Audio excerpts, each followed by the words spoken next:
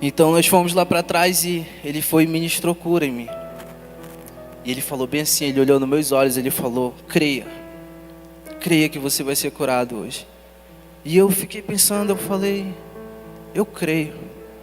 E ele soprou no meu rosto e aquilo foi como se fosse tomando conta do meu corpo todo. Era como se eu tivesse levado um choque, eu caí no chão. E eu comecei a chorar. Chorava muito.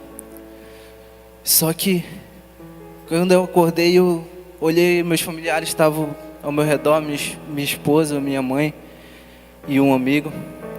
E eu levantei, eu comecei a chorar e eu falei: eu tô curado, me levanta, eu tô curado. Eles me levantaram, eu saí andando de lá. A minha fé naquele momento foi maravilhosa. Eu saí andando naquele lugar.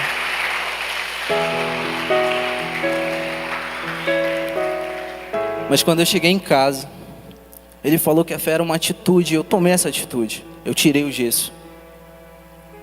E quando eu tirei o gesso, eu olhei para minha perna, veio a dúvida, porque minha perna estava totalmente feia.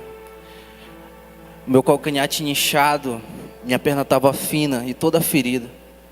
E a dúvida veio.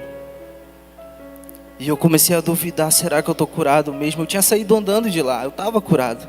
Só que quando eu olhei, a dúvida veio. E no outro dia eu fiquei assim, eu não consegui nem levantar da cama com medo. E eu estava falando com Deus, eu falei: Deus, eu sei que tu está falando que eu estou curado, mas eu preciso de alguém para falar isso para mim pessoalmente. Porque muitas vezes a gente acredita mais no que alguém fala para a gente do que no que Deus está falando para a gente. Então eu precisava daquilo, a minha incredulidade pedia aquilo. Então eu estava falando só eu e Deus, eu não falei isso para ninguém. Eu preciso que alguém fale isso para mim, que eu estou curado. Porque aí eu vou ter certeza que eu estou curado. E quando eu termino de falar isso, uma irmã da igreja, a irmã Regiane, ela ligou para minha mãe e falou: Deia, passa o telefone para o Wesley, porque Deus falou para me falar com ele algo. E ela me passou o telefone.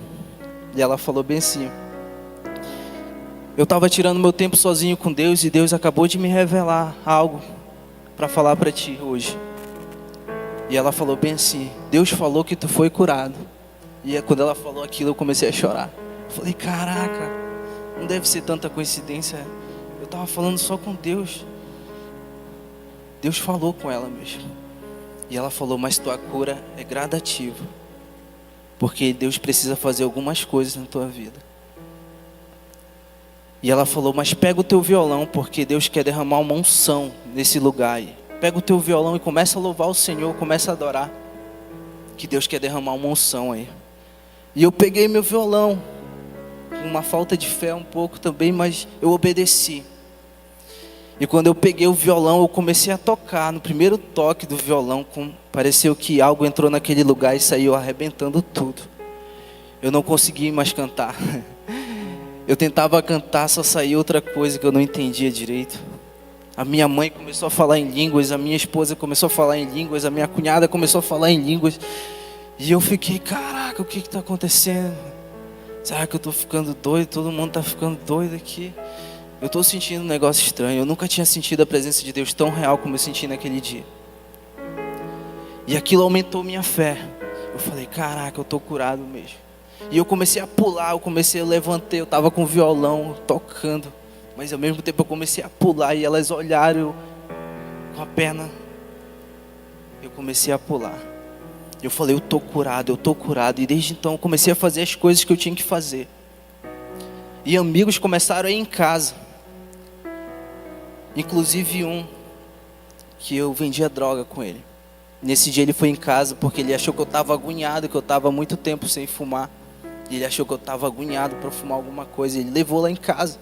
Ele falou: pô, mano, eu vim trazer aqui para ti porque eu sei que tu deve estar na fissura. Aí eu olhei para ele, eu falei: não, mano, eu tô de boa. E o que eu tenho sentido esses dias, eu quero dar para ti também. Ele falou: e tu tá nessa, agora tu é pastorzinho, né? Aí eu falei: não, mano, eu não sou pastor ainda, mas eu vou ser. E eu...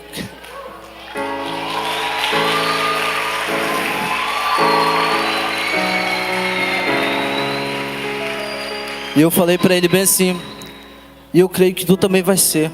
E eu já te vejo naquela baixada, levando aquela galera para a igreja. Aí ele olhou para mim e sorriu. E eu falei: tu tá falando isso, tá bagunçando comigo, mas tu sabe que não tem felicidade lá. Eu vivia contigo quase 24 horas e eu sei o que a gente passava lá. E eu sei que tu não é feliz. Tu é perseguido. Ele era perseguido pelo Bob. Os caras queriam matar ele. Muitas vezes eu tive que tirar ele de lá da casa dele e levar ele para outro lugar, porque a polícia ia invadir, ia matar ele lá dentro. Então eu falei para ele bem assim: e eu creio que tu vai se converter e tu vai levar toda a tua família, toda aquela galera para a igreja. E ele pegou, ele falou: tá bom então, deixa eu sair fora que tu já tá ficando meio doido já. Aí ele pegou e foi embora. Então eu continuei fazendo as coisas de Deus. Eu comecei a pregar para os meus amigos, que era o vizinho. Eu comecei a falar de Deus para todo mundo que ia em casa. Tinha alguns que piravam até, que eles achavam que eu estava triste, porque eu dançava. Eu era de um grupo de hip hop. E eu dançava e eu era direito. E tudo eu fazia com a perna direita. E quando eles chegavam lá em casa, eles achavam que eu estava triste, porque eu não fazia mais nada. E quando eles chegavam, eu estava feliz, eu estava lendo a Bíblia, eu estava escutando uma música, eu estava ouvindo um vídeo, eu estava ouvindo uma pregação. E eles olhavam: caraca, esse cara, ele não está triste como a gente achava. Então eles começaram a ver que Deus fez algo diferente na minha vida mesmo. Então eles começaram a querer aquilo para eles também. Várias conversões aconteceram nesse tempo. Meus amigos começaram a ir em casa e quando eles viram que Deus tinha mudado mesmo a minha vida, eles falavam: eu quero isso. Os caras começavam a chorar conversando comigo. E várias conversões aconteceram naqueles dias lá em casa. Então, 3 meses depois do acidente, eu estava no meu quarto, eu tirava meu tempo sozinho numa parte do quarto. E eu gostava tanto de estar na presença de Deus que eu tirava 3 vezes ao dia ali. Aquele período era só eu e Deus. E eu chorava, eu ria, eu fazia várias coisas ali com Deus. E naquele dia eu pedia muito, eu falava: Deus, eu quero ser batizado com Teu Espírito Santo. Eu quero sentir algo assim como as pessoas falam. Eu vi aqueles pregadores falando sobre batismo e eu queria aquilo para mim também. Então nesse dia eu pedia muito pelo batismo no Espírito Santo. Só que eu ainda não estava preparado. Só que nesse dia eu não pedi nada. Eu simplesmente fui tirar meu tempo sozinho com Deus. E quando eu entrei naquela parte do quarto, que eu pisei, eu fui tomado por uma presença, por uma glória, por uma unção. Que eu caí no chão, eu não conseguia me levantar. Eu só chorava. E naquele dia eu senti Deus falar comigo de novo. E Ele falou bem assim: te lembra da promessa que eu te fiz há 3 meses atrás? Hoje ela está se cumprindo. E hoje começa o teu ministério. E hoje eu estou te batizando. E eu comecei a falar em línguas naquele dia.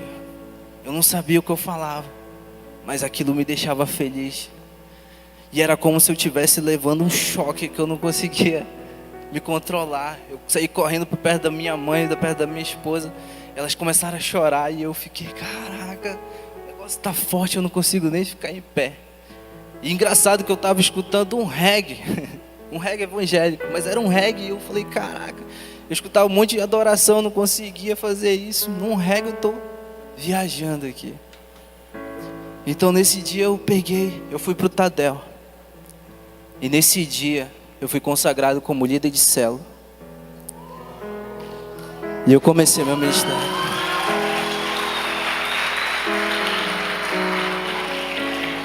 E desde então Deus tem feito grandes coisas na minha vida.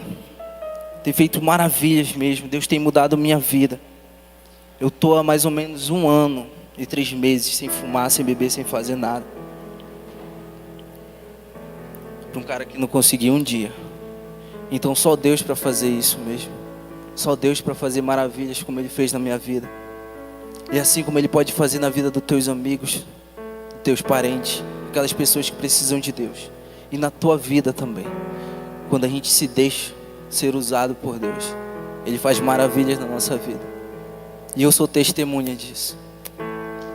Eu sou testemunha disso. E é isso aí.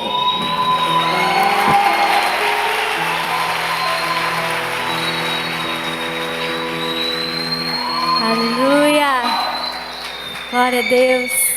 Vou convidar você a ficar em pé, amém? Que testemunho forte, que Deus é esse tão maravilhoso, tão cheio de amor. E eu vou convidar você a fechar os seus olhos.